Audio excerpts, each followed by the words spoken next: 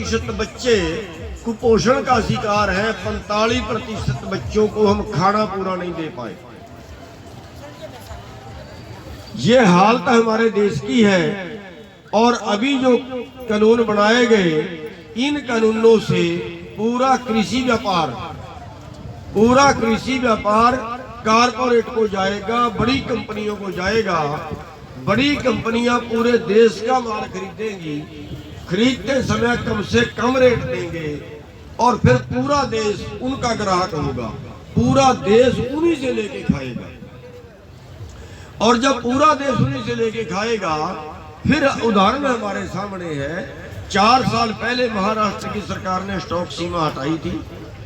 देश के 7-8 पूंजीपति थे जिन्होंने सारे देश की दाल खरीद के रख ली थी और 250 रुपए किलो में खरीद के 200 रुपए किलो में बेची थी।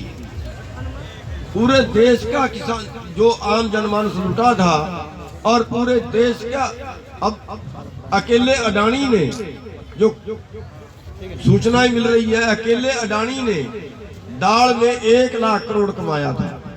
बाकी 7-8 लोग और थे, उन्होंने कितना कमाया है। अभी प्याज हमारे से 8 रुपए किलो बिका है, लेकिन हमने ही दोबारा जो उसको खरीदा है या हमारे दूसरे भाई ने खरीदा है, उसको 80 रुपए किलो तक मिला है। आलू 7 रुपए किलो खरीदा है और हमें 40 रुपए किलो में भी मिला है। हमारे देश में कोई कानून नहीं है कि कितने गुना मुनाफा ले सकता है, कितने। अरे भाई, ये भी तो कानून बन सकता है कि अगर प्याज 8 रुपए में किलो में खरीदा है तो 15 रुपए किलो से ज्यादा कोई नहीं बेच सकता। होना चाहिए ना ये कानून, नहीं बना, क्योंकि अमीरों को और अमीर बनाना है और गरीबों का और खून निचोड़ना है। अब जो कानून बनाए हैं, इन कानूनों से और भुखमरी बढ़ेगी, करोड़ों लोग और भुखमरी का शिकार होंगे, करोड़ों लोगों की जानें जाएंगी भुखमरी से। अगर आपके आंदोलन से, अगर आपके सहयोग से उन करोड़ों भुखमरी वाले लोगों की जानें बच जाएं, तो इससे बड़ा धर्म का काम और क्या होगा। इसलिए हम इसको धर्म युद्ध बोलते हैं। और इस धर्म युद्ध में हर छोटे आदमी से लेके बड़े से बड़े आदमी तक हर आदमी का फर्ज बनता है धर्म युद्ध में अपना हिस्सा डालना। चाहे वो कोई लंगर की सेवा कर दे, चाहे वो धरने की सेवा कर दे, चाहे वो कहीं बोलने की सेवा कर दे, चाहे वो किसी को लेके आने की सेवा कर दे, चाहे वो कुछ नहीं करने काबिल घर बैठा बैठा ये कहे भाई कर तो ठीक रहे हैं, कोई और कुछ नहीं करने काबिल, उस परमात्मा के आगे हाथ जोड़ ले कि परमात्मा इनकी सुन लेना। ये धर्म युद्ध है।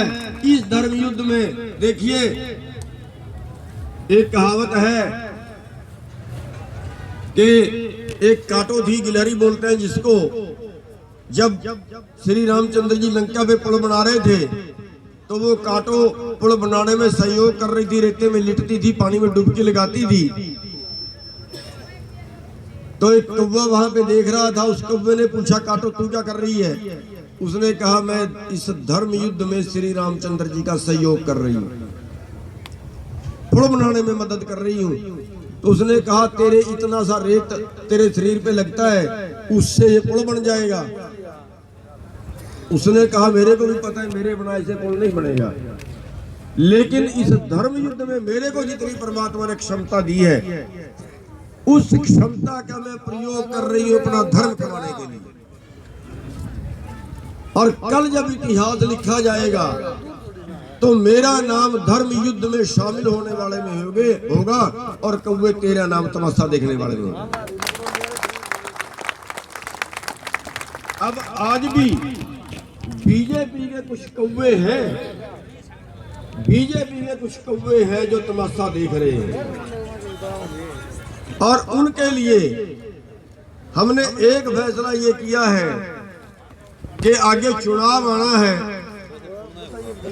और उस चुनाव में म्युनिसिपल का भी है, आगे पंचायतों का भी आना है। जो भाई इस आंदोलन में, जो भाई इस धर्म युद्ध में कोई सहयोग ना करे, आप उसको, उसका कोई सहयोग नहीं करना, उसको वोट मत डालना, बाकी जिसको मर्जी डाल देना।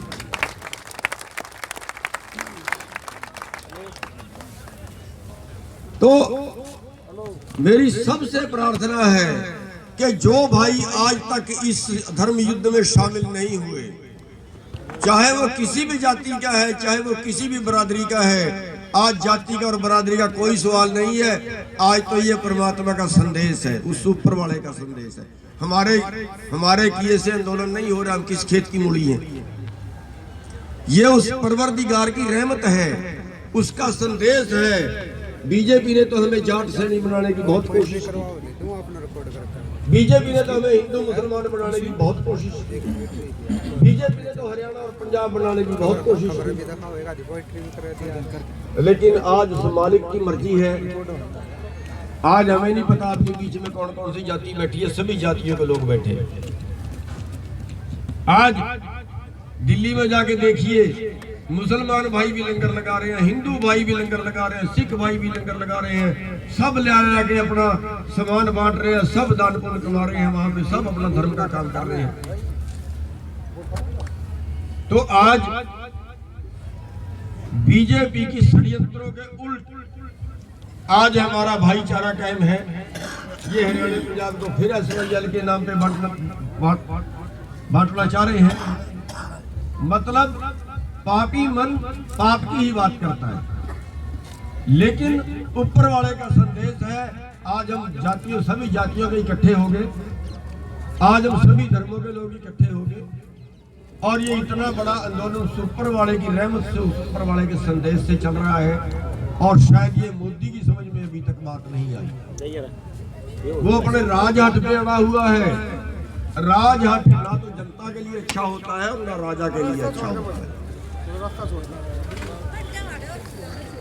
तो आपको आपके दर्शन करने की इच्छा थी और इसलिए आपके बीच आए हैं, क्योंकि जो किसी भी धर्म के काम में, किसी भी पुण्य के काम में जो लोग हिस्सा ले रहे हो, जो लोग जितने साथी जुड़े हैं, एक बार ग्राउंड मीडिया की इस वीडियो को आप ज़्यादा से ज़्यादा शेयर करें। गुरनाम सिंह चुड़नी जो हरियाणा के प्रदेश अध्यक्ष किसान यूनियन के मगडौली टोल प्लाजा के ऊपर पहुंचे, ये आप तमाम तस्वीरें यहां पर आप देख सकते हैं। और मैं आप सभी को कहना चाहूँगा कि आप इस वीडियो को ज़्यादा से ज़्यादा शेयर करें। आप देख सकते हैं कि यहाँ पर कितनी भारी संख्या में जन सैलाब, जितनी भारी संख्या में जन सैलाब उमड़ा, ये आप देख सकते हैं यहाँ पर। और आप उस वीडियो के ऊपर ही काम करना शुरू कर देते हैं। मैं उसके लिए आपका धन्यवाद करने आया हूँ। मेरे पास शब्द नहीं है कि शब्दों में आपका आभार व्यक्त करूँ, जो आप इतना संख्या में और इतना ताकत से और इतना अंदरले दिल से, इतना आप अंतरात्मा से जो काम करते हैं, उसके लिए हम अति धन्यवाद दिए। आपके चरणों में नतमस्तक हैं हम। और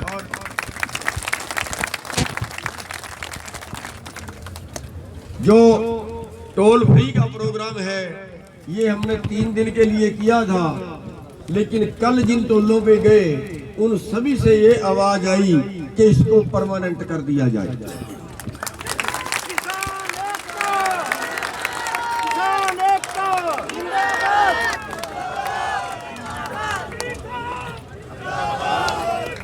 जिंदाबाद। तो अब ये टोल जो है हरियाणा के, ये परमानेंट तब तक बंद रहेंगे जब तक हम आंदोलन जीत नहीं जाते।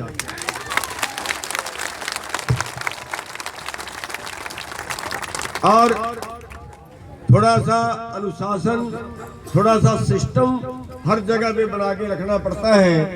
हमारे जो राजू जी हैं मकनौली से, ये बहुत दिनों से यहाँ काम कर रहे हैं, भूख हड़ताल पे बैठे हुए हैं। तो हमने इनको नियुक्त किया है, इनको बोलना है कि यहाँ की जो देख रेख है, यहाँ का जो है, वो अपनी अगुवाई में यहाँ पे सारा सिस्टम ठीक रखें। और ये जिन लोगों की मदद लेना चाहे उनकी ले लें, लेकिन एक सिस्टम से चलाएं, क्योंकि हमने उपद्रव नहीं करना है। बस एक बात का ख्याल रखना है, हमने तोड़ फोड़ नहीं करनी है। हमने कोई आगजनी नहीं करनी है इस, वरना हमारे जो आत्महारा आंदोलन हो जाता है उसमें कई बार ऐसी गड़बड़ियां हो जाती है और सरकार को बदनाम करने का टाइम मिल जाता है। जैसे जाट आंदोलन बदनाम किया,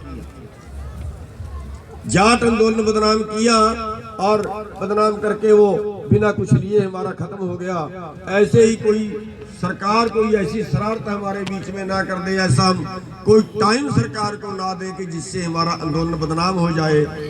हमने कोई तोड़फोड़ नहीं करनी है, हमने कोई जनता से झगड़ा नहीं करना है, हमने कोई पुलिस से झगड़ा नहीं करना है। पुलिस वाले हमारे भाई हैं, कानून के बांधे हुए हैं।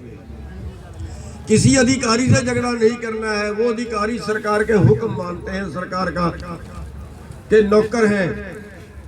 हमारा अगर कोई झगड़ा है वो देश के राजनेताओं से है, जो सत्ता पक्ष के राजनेता हैं उनसे ज्यादा है, और उन पे आप अपना गुस्सा जरूर उतार सकते हैं। अगर कोई राजनेता, कोई बीजेपी का, कोई जेजेपी का, कोई आपके गांव में आए, कोई आपके इलाके में प्रोग्राम करे, उसका विरोध जरूर करना है, उसको प्रोग्राम नहीं करना है। अभी कई जगह पे लोगों ने अम्बाड़े में बहुत बुरी तरह से भगाया खट्टर को। कुरुक्षेत्र का प्रोग्राम खट्टर कैंसिल कर गया, दुष्यंत का प्रोग्राम उचाना में था, उसी के हल्के में उन्होंने हेलीपैड पाड़ दिया, प्रोग्राम नहीं करने दिया। कई जगह पे उनके एमएलए, कई जगह पे उनके मंत्री आए, जहां लोगों ने बड़ा जम के विरोध किया। हमने तो बोर्ड ला रखा जी, गांव में जेजेपी बीजेपी नहीं घुसेगी हमारा गांव में जी। भाई बता रहा है बोर्ड लगा दिए गाँव में, बहुत से गाँवों ने लगा दिए कि जेजेपी और बीजेपी हमारे गांव में नहीं घुसे, घुसने चाहिए भी नहीं। अरे भाई, हम अपनी बात कहने के लिए दिल्ली में जा रहे थे ना, हमारे देश की राजधानी है ना, किसी के बात की थोड़ी है दिल्ली, हमारे देश की राजधानी है। हम अपने देश की राजधानी में अपने बात कहने के लिए जाते हैं, हमारे रास्ते में बैरिकेड लगा दिए जाते हैं, सड़कें पाड़ दी जाती हैं, हमें लठ मारे जाते हैं, पानी मारा जाता है, गैस छोड़ी जाती है, मुकदमे बनाए जाते हैं। हम उग्रवादी थे क्या जो दिल्ली में जा रहे हैं? अगर हमें वो दिल्ली में नहीं घुसने देते तो वो हमारे गांव में कैसे घुसे? गांव तो हमारे हैं ना। किसान मजदूर एकता, किसान मजदूर एकता, आगे बढ़ो, हम आपके साथ हैं। तो उनका हर जगह पे विरोध करना है। और एक फैसला छोटा सा और लिया है कि लड़ाई जनता वर्सेस कारपोरेट की हो गई है। ये पूंजीपति लोग षड्यंत्र करके जनता को लूट रहे हैं। पूंजीपति और सरकार एक ही चीज है। आज देश के आधे राज्यसभा के मेंबर पूंजीपति हैं, जो 100-100 करोड़ का चंदा देके और राज्यसभा के मेंबर बन गए। आज देश में पूंजीपतियों का राज पूंजीपतियों के द्वारा पूंजीपतियों के लिए है। जनता का राज जनता के द्वारा जनता के लिए नहीं बचा। इसलिए जो 3 बड़े घराने हैं, वैसे तो फिलहाल जो 3 बड़े घराने हैं उनका बहिष्कार किया है। अंबानी, अडानी, इनका हमने कोई माल नहीं खरीदना है। ये नहीं कि इनके बारे में हमने खड्डे खोद देने हैं। रामदेव भी, हाँ रामदेव के लाल थोड़ा दवा खड़ा। अंबानी, अडानी और तीसरी बड़ी डिमांड है ये बाबा रामदेव की।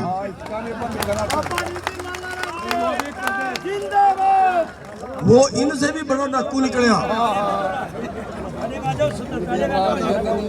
पिछले साल में अडानी की आमदन बढ़ी 62%, अंबानी की आमदन बढ़ी 67% और बाबा रामदेव की बढ़ी 100 कुछ %, 2 गुने से भी ज्यादा एक साल में। और पिछले 2 सालों में बाबा रामदेव